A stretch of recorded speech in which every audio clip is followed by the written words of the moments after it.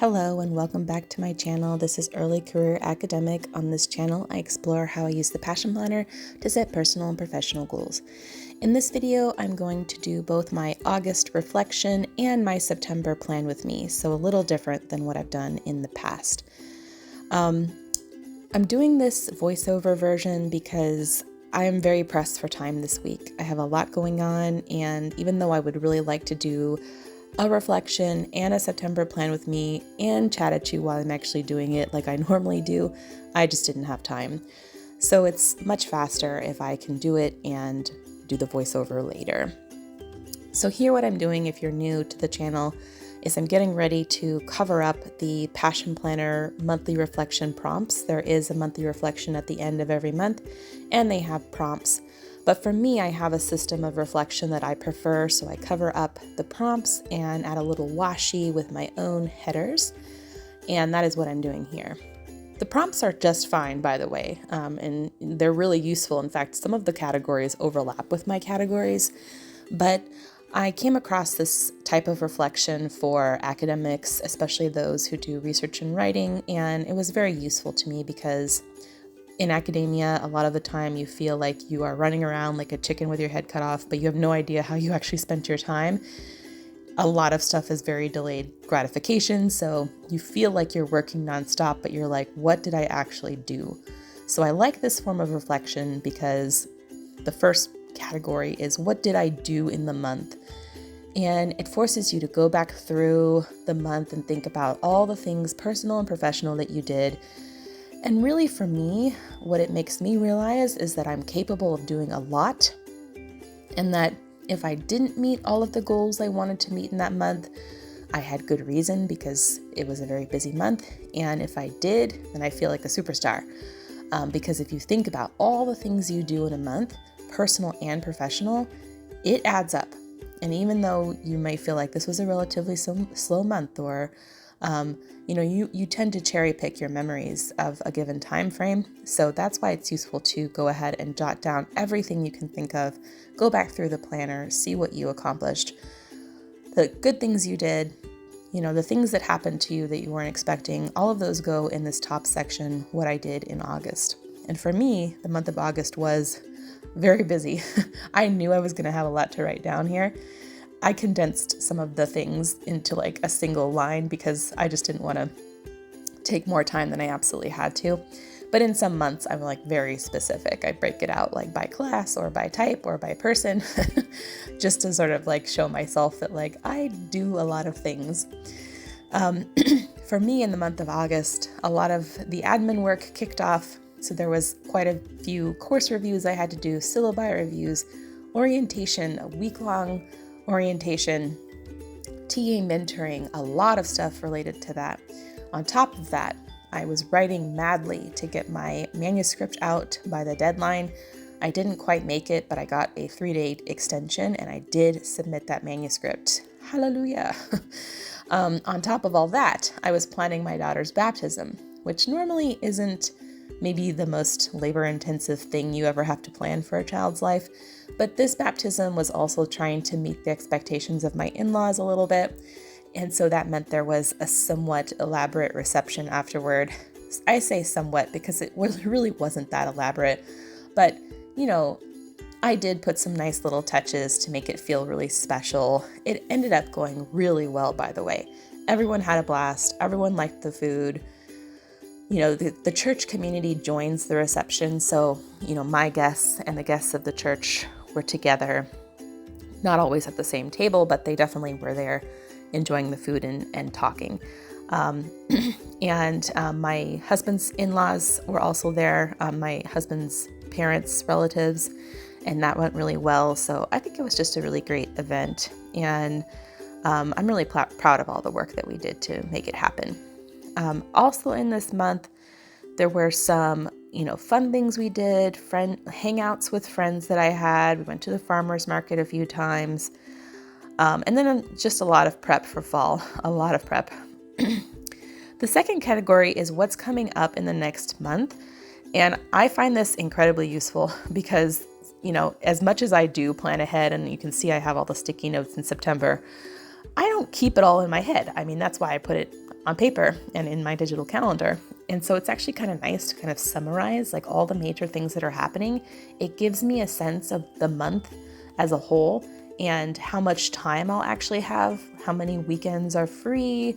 It reminds me of things like, oh, does my husband have a weird shift? Or wasn't there a doctor appointment in this month? Or, it kind of just makes me think about the whole month as a whole, and then like to really plan like what will I have bandwidth to tackle in this month. The next section is good things that happened in the month of August. I love this part. It forces me to go back through, the weekly spreads and see, did I note anything good? I also just I've been a little better about keeping in my head a lot of good things that happened in this month. I had some new YouTube subscribers, so thank you for being here. I had some really great student comments in my first week of teaching. I got a new haircut. There's a variety of really good things that happened in this month, so I'm very happy with how it all went. And the baptism, of course, was sort of the cherry on top of the cake. Next section is my priorities, and I have several categories. I have self, family, teaching, admin, academic writing, and community. And I make some decisions about what the priority for each of those categories will be for the upcoming month. So for community, I want to do more volunteering at the church that my daughter was just baptized at.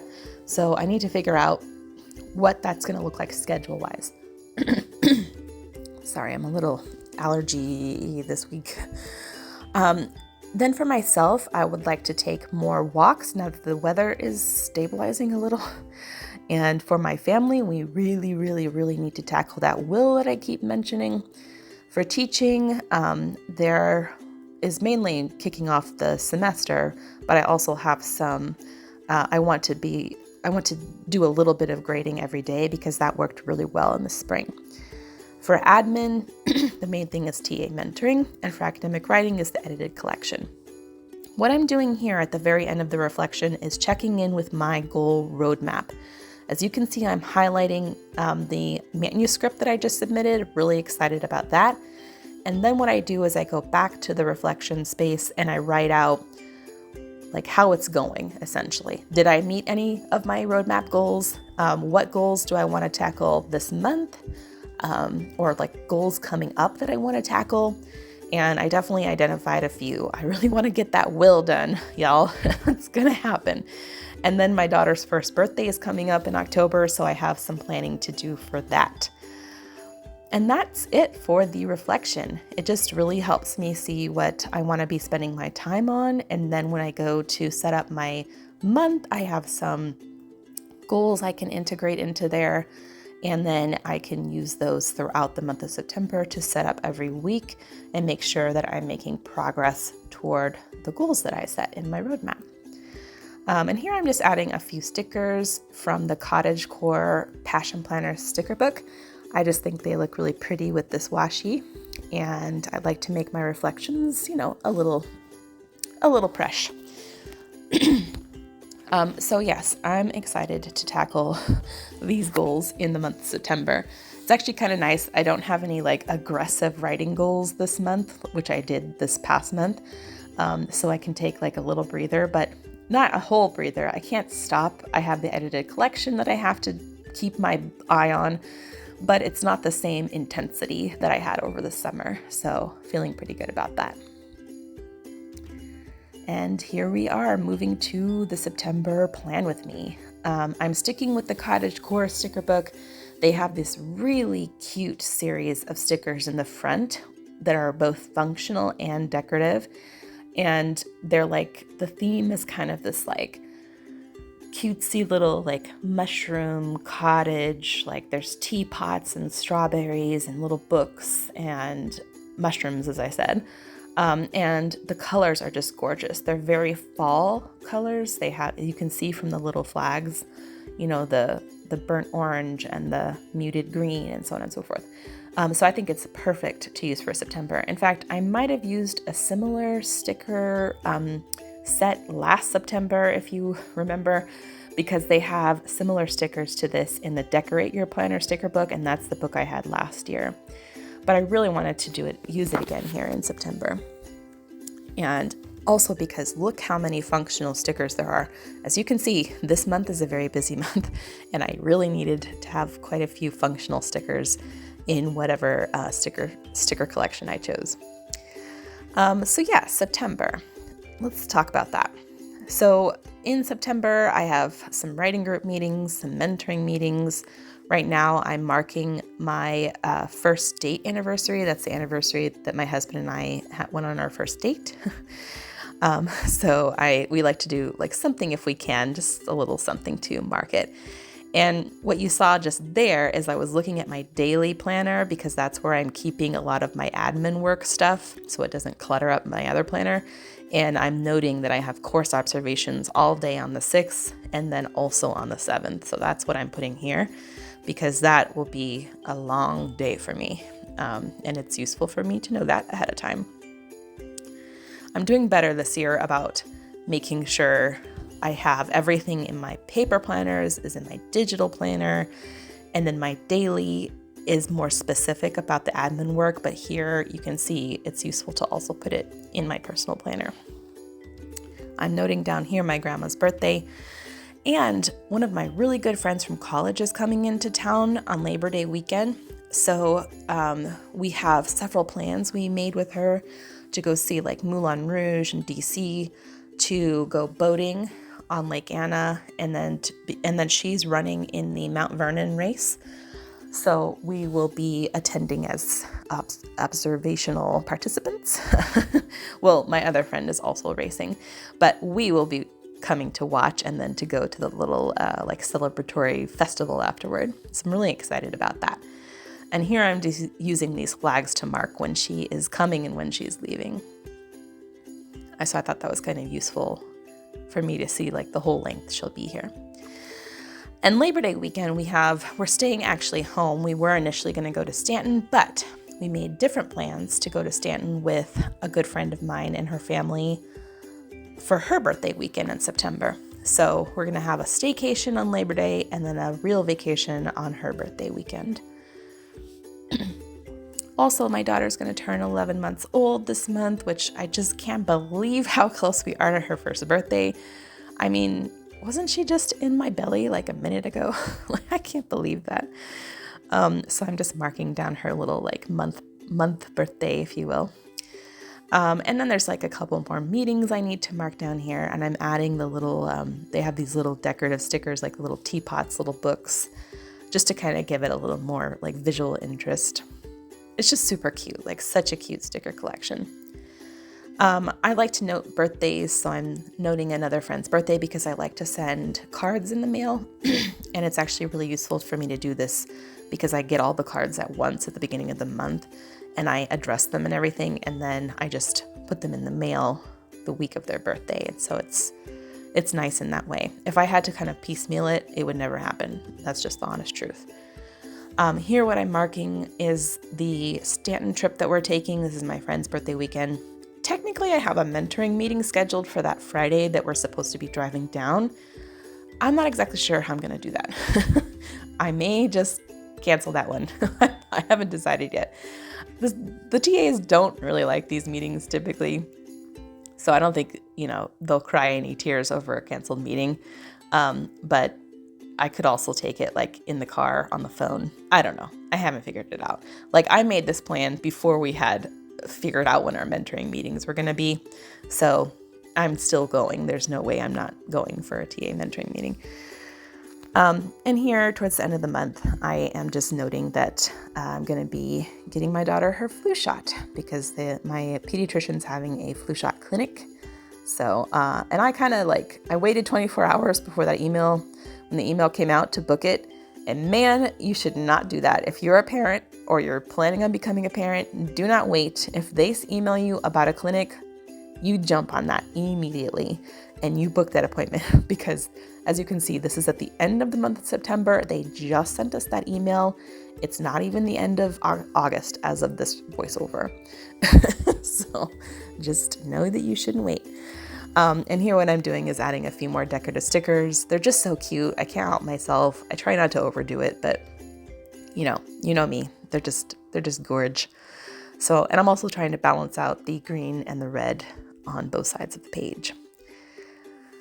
And luckily I remember that there are also other parts of the planner spread besides the month itself.